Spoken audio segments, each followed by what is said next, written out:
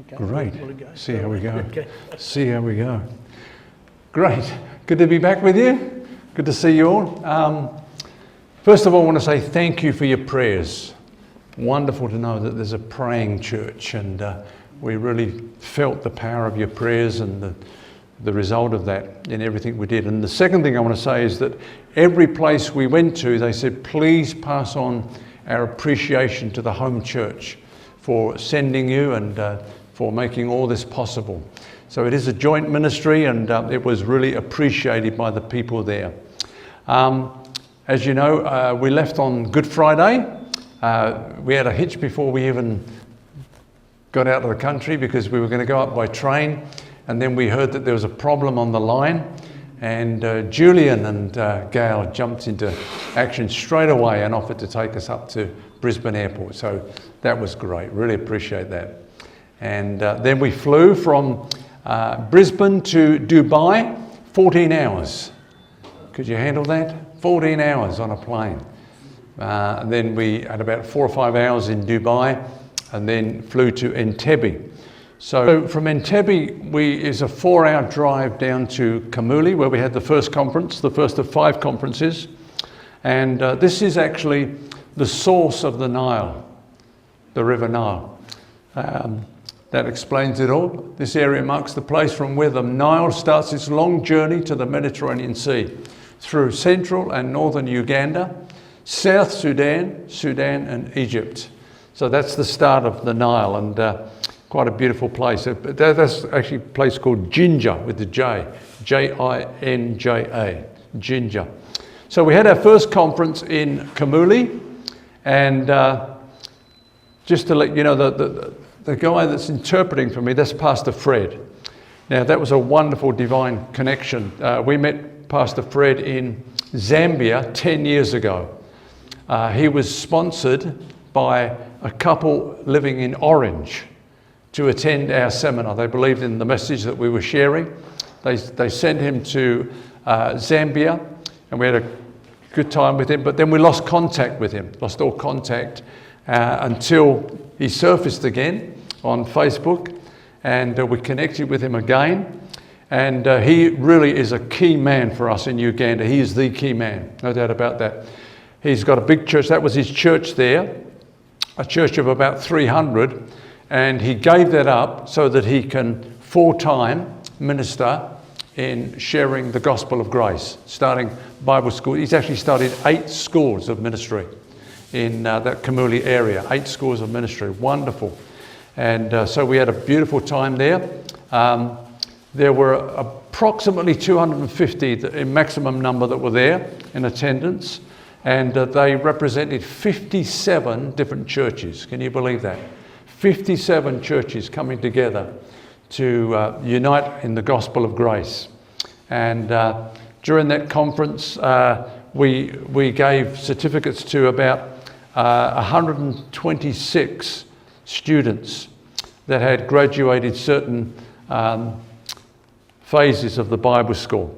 So that's Pastor Fred on my left, and here are some of the students getting their certificate. That's me in the middle, by the way. Just in case you're wondering which one's me. Yeah. That's not an African shirt, by the way, it's an Indonesian shirt. Nothing like a Hawaiian shirt, okay? Just so don't get any ideas whatsoever. It was just wonderful, to see the great work that is taking place there in Kamuli.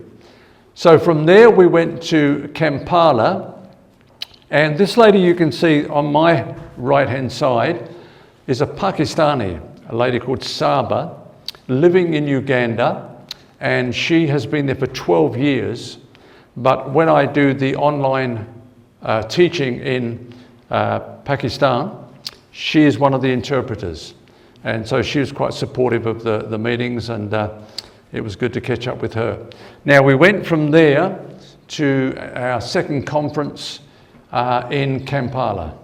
I've got to tell you a little bit about this. The last time we went to Kampala, it didn't go well, we thought anyway, because we were invited by someone that we didn't really know, and they said they embraced the grace message, but when we got there, they're very much intimidated by the bishops. The bishops have a lot of power.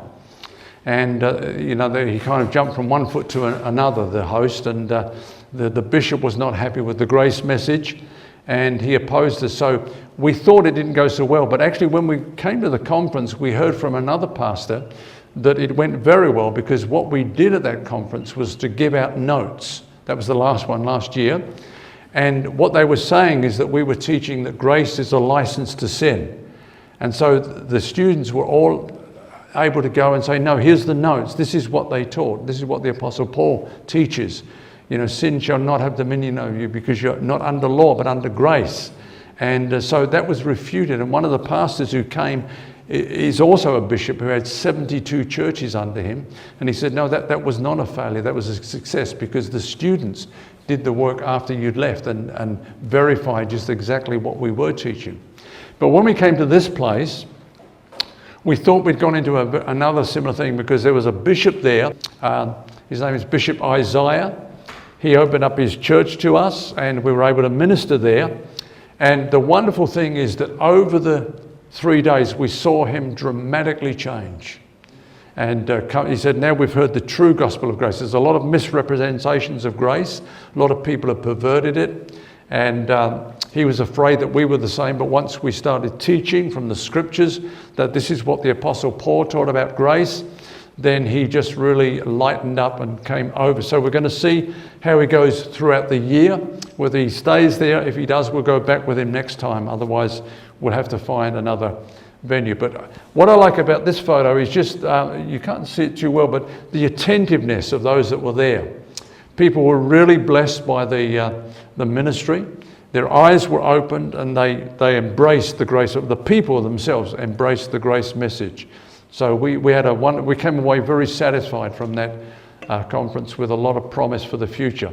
There were 2 pastors there that jointly run the School of Ministry in Kampala, and they brought 17 students with them who received their certificates for graduation. Now, I'm not small, okay? I'm 5'10". I used to be 5'10" and a half, but shrunk a little bit. He's a tall guy, that guy. Now, this lady here, I've got to tell you, this lady here, to give you an example of the African culture, the whole thing is based on you come to these men of God and you give them something. They either sell you a cloth to lay on the sick, or a broom to sweep your house to keep it free of demons, or holy water, holy oil, all that sort of stuff. It's a big money-making thing. Now, this lady was constantly paying her pastor the equivalent of about $15 to have him pray for her and for her business. So, promising great success. But all the time she was getting nowhere. She gave up all her money. So she didn't have prosperity, she had poverty in the end. Her business went broke. Then she started taking money from her husband's business to give to this man. $15 to have him pray for her. The equivalent of about $50 for him to actually lay hands on her. Until she went broke, and then also her husband's business suffered. Her marriage broke up. She was sent to, I think it was Qatar or Saudi Arabia, as a maid, and was almost forced into prostitution, but somebody saved her out of that. She came back, and through these who are leading one of our schools of ministry, heard the true gospel of salvation, and her whole life has been restored and recovered by the grace of God. So that's a great success story. But that's the kind of thing that has become the gospel now. These middlemen who people go to and believe in. They don't teach the Bible, they teach their own version of how to get blessed, and the focus is on them and not on Jesus. Now, these 2 guys are Eritreans. We have a good connection with Eritrea, where there's severe persecution. We're in touch with some people there that we've been able to bless. Some group joined our Bible school online and really got transformed. These 2, you remember Sienna? Do you remember her? Her husband Petros, he was in Uganda for a while he was waiting, as a a refugee, waiting for acceptance also in Holland. These two guys were his pastors during that time. Okay, that's Entebbe Airport. Anybody see the movie Raid on Entebbe? Yeah. That's where it happened. Raid on Entebbe. Okay, so we went from Kampala to Nairobi, and we were met by this beautiful group of people that took us out for a meal. I've only ever seen, all the time I've known David, I've only ever seen him flustered once. And that was here, because they took us for a meal and they said, it's very nearby, but we just kept driving. We had to catch this domestic flight. And David kept looking at his watch and making comments, no, I think we need to go back. And then he went quiet. And, this is nearby. It wasn't nearby. We just kept driving. And David kind of, just for a moment, all the time I've known him, the first time I've known him, he kind of lose his peace. But he came good. There we go. We had a beautiful meal there. So then we went from there to, because we didn't have the conference in Nairobi at that stage, we went from there to Mombasa. And Mombasa is like a holiday resort area, a lot of unemployment. It's by the sea in the south of Kenya.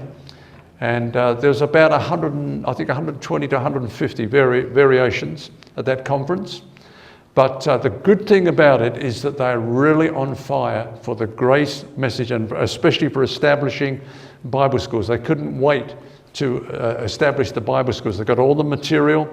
And this guy here on my interpreter, he was the main pastor, Pastor Andrew. If you can pray for him, because he's just keen, he's on fire for the Bible schools. And that's in the process of being set up now. This other guy here, Simon, he's the one that organised that conference, and also the one in Nairobi, a very key man. Okay, just a couple more of the conference there. What we found is that two things in every conference: the numbers started small, but they grew every day. And the people were serious. They were trying to weigh up the message. But as the time went on, you can see the joy coming into their lives. And as they're getting the truth of the gospel, you can see their faces are lighting up, and they're embracing the message. So that was in Mombasa. We have great hope and confidence for the Bible schools getting set up there. Now, when I went to to Nairobi, I was joined by this Pastor Peter C. from the New Covenant Church in Kuala Lumpur, Malaysia. He was the other speaker. I've preached in his church 3 times, and it was great to have another speaker, I can tell you. It's quite a responsibility when the whole weight falls on you every day, every session, every day. But he took half the sessions and spoke very well. He was very well received. So this is, that's another Indonesian shirt. It looks Hawaiian to me. Yeah. And there's Simon again. Just if you remember these names, Andrew, Simon, biblical names, aren't they? Just pray for those. Simon and his wife Mary. And also some more Eritreans, would you believe it, in Nairobi this time.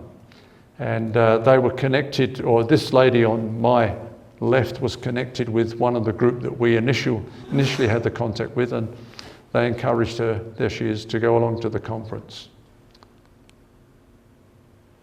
They really appreciated receiving Firm Foundations.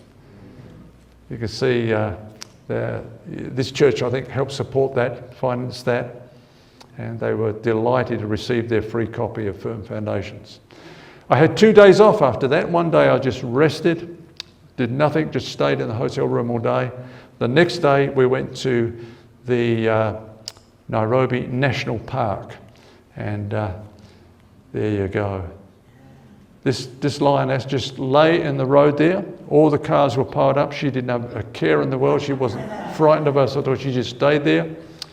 And the song that was on my mind is "The Lion Sleeps Tonight." There she is with her cubs. Beautiful. This car got a little bit close, and you can see A bit of a roar there from the lion. Rhinoceroses. We saw 4 of the big 5. They call them the big 5. You know what they are, the big 5 in Africa? The elephant, the rhino, the buffalo, the lion and the leopard. The big 5. So we saw 4 of the big 5.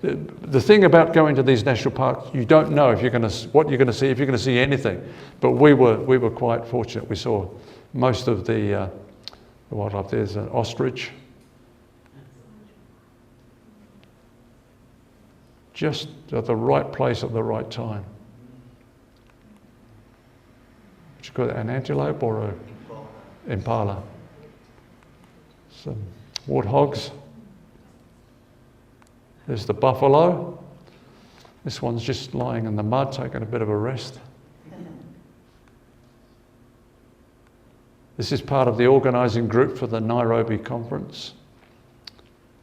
And we just happened to catch these giraffes crossing the road while we were driving along. Was that zebra crossing? Huh? For those that didn't hear, he said, was it a zebra crossing? That was a giraffe crossing. And these little elephants, they have a refuge, like a sort of recovery. They were all rescued. They would have died if they were not rescued. They were caught in, a mud, or their parents had got shot because, the poaching and that sort of stuff for the tusks and all that kind of thing. Different reasons. They're orphans, and they're brought to this refuge and looked after, restored, nursed, and then set free back into captivity in the wild again at the age of about 5. Beautiful.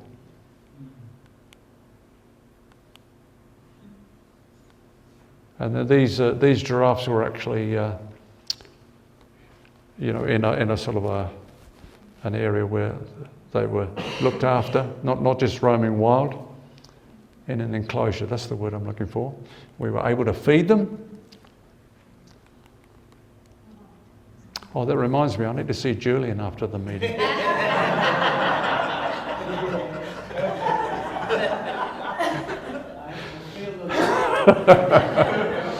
So then from there we went to Eldoret. Went to Eldoret, and this couple here, Elliot and Nancy, greedy. But can you see the beautiful flowers? Yeah. Beautiful. Now, I've got to tell a story. Last time I went there, they gave me these flowers. And I took them to the room. I didn't have a vase, in the room. So what I did is I filled the wash basin up in the morning with water, put them in, and then when I come home in the evening, just took them out and then put them back again the next morning, like that for the 4 or 5 days that I was there. And I was amazed that they, not one petal went brown. And it's only the last day that I realised they were artificial. First time I've confessed that. All right. You're supposed to not pay back, Julian, just receive it. So this was the conference at Eldoret. Beautiful auditorium, like a sloping floor. And we had a great time there. Pastor Elliot again. After the conference, just the day before I came home, we went for a drive up to a place called Inet, I think it's called. I-10. And that's where the marathon runners train. Kenya and Ethiopia have got the best marathon race, but they have marathon runners even from Australia, all over the world, that come there to train. They have these training camps. So this is quite high up, and it was very misty when we first did it. So we're looking down there on what is called the Great Rift Valley. You know the Great Rift Valley? It goes from Mozambique all the way up to Lebanon. Quite amazing. While we were there, I saw this. This is, anybody, you know what that is? I knew what it was instantly. I'd never seen one before. It's the second time I've seen it on this trip. I saw it in Nairobi and I saw it there. It's called a rock hyrax. And the reason why I knew what it was is because I preached on it. You find it in Proverbs 30. I think some of the translations call it a coney. It looks like a rodent, but actually you wouldn't believe it. It's related to an elephant. It's related to, it's a cousin to an elephant. It hides in the rock. That's what I preach on. Our safety, our security is in the rock. They sort of come out of the crevices in the rock and feed, but they've got a sentry that's watching and on guard and gives a call if there's danger coming, and they scurry back into the crevices of the rock. So that's a rock hyrax, or a rock badger, some translations have. So again, 5 good conferences, 5 very good conferences. David and Roz left me at Nairobi to go on to Zambia, as you know, and they're doing an amazing job there. We've got 490 schools there now. The amazing thing, Roz knows just about every leader's name. She's got an amazing memory, and even a lot of the students, her memory and her ability to recall names and people is just amazing. So they're over there now. They've got another, 2 weeks? 2 weeks to go? And they'll be back on the 20th with their report. But that's just a quick summary before we go into the message. Amen. Thanks again for all your support and your prayers.